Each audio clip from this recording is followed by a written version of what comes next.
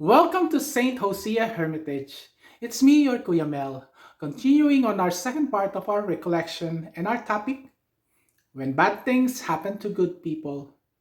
During our last session, we talked about the story of Job. Most likely, many of us experience what Job experienced. We may have experienced being tricked by fate. Unfortunate events unexpectedly happens. It may caught us by surprise and considered it a mystery. It is difficult to comprehend, it is difficult to understand, yet it happened, and we must accept that it does happen. Let us now pray to start this second part of our recollection. Listen and meditate to the song Hiwaga. Ibigin man nating pigiling ang paglubog ng araw,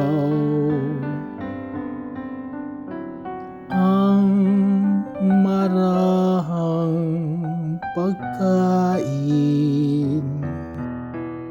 sa pisngi ng buwan. May mga bagay na di matanto at hindi mapigilan.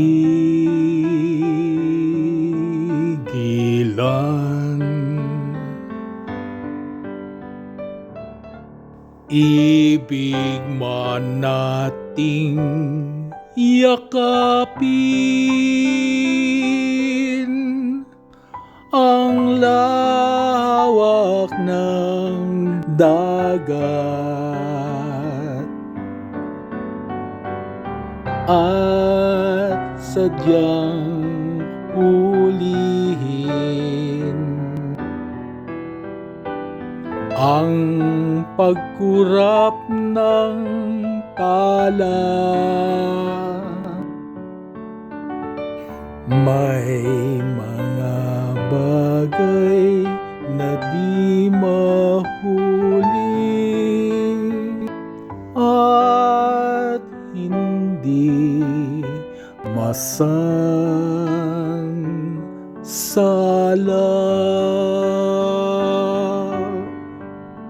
Ngunit kahit ako'y lumayo, huwag ka sanang malungkot. Taglay mo pa rin ang aking pag-ibig sa iyong puso. Ibigin man nating abutin ang dulo ng langit at ating hahabulin ang talim ng kidlat. May mga bagay na di mahabol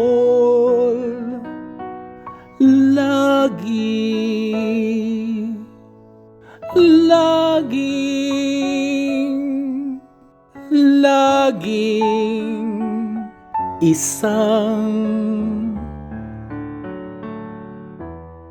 hiwaga.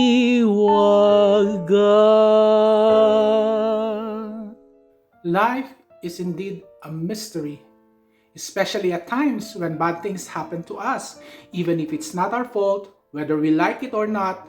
Oftentimes, if we don't blame it on other people or to fate, we might end up blaming it to our own self. Some lose hope, got depressed, lost their trust, lost their self confidence, and even ended in suicide. But once we get through this, we start to understand what had happened. But it has unfortunate consequences to how our brain works. Like it tries to forget painful memories, and we become insensitive, we got agitated, we got irritated. It's a survival mechanism. The brain is conditioned to protect the self, fight or withdraw from danger. Let us examine the spirit within that protects the self. What was happening within? The question is, how do you usually react when triggered? But wait, before you answer this, what were the triggers? How it happened? What do you remember? Again, the questions are: first, what triggers you? Second, what do you recall? And third, what were your usual reactions? I will give you a minute to reflect on this.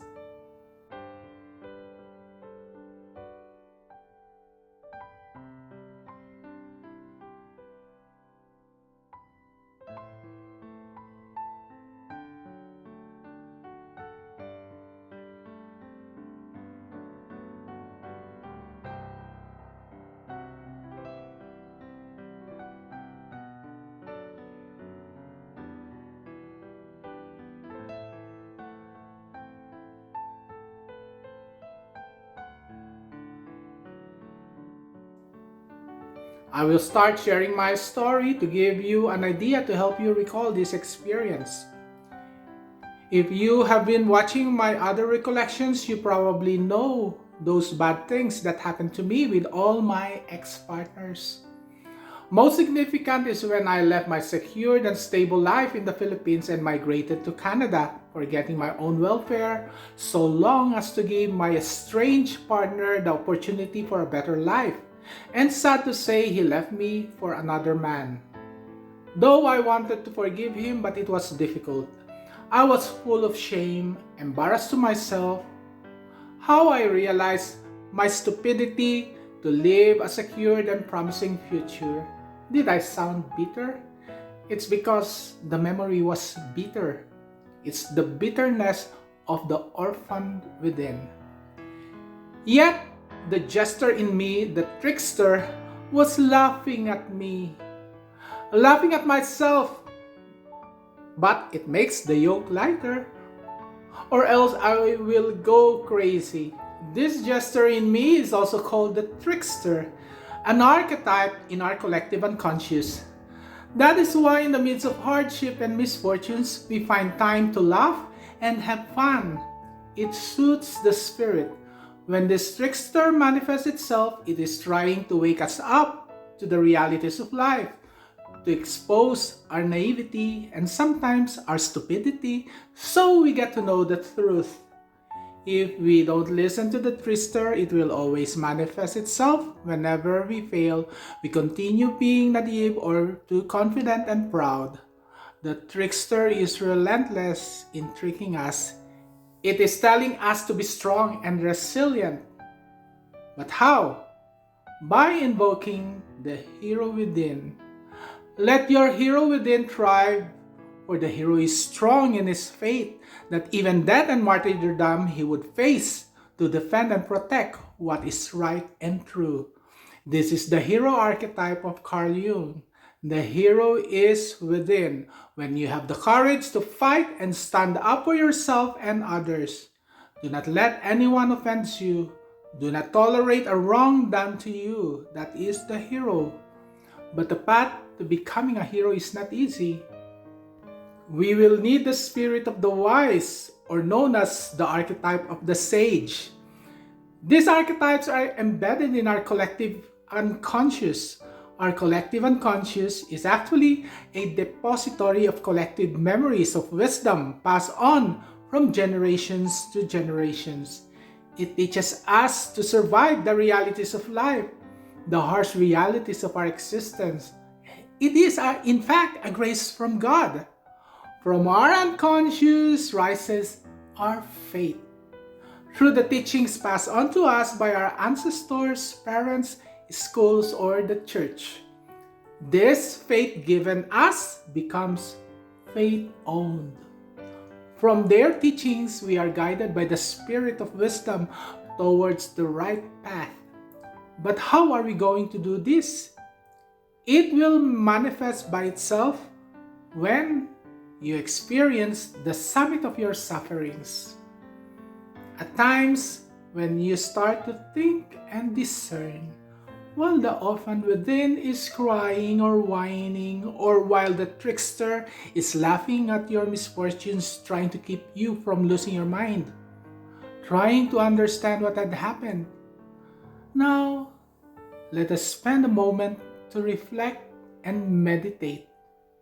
As painful memories are recalled, listen to the spirit of the sage, our guide.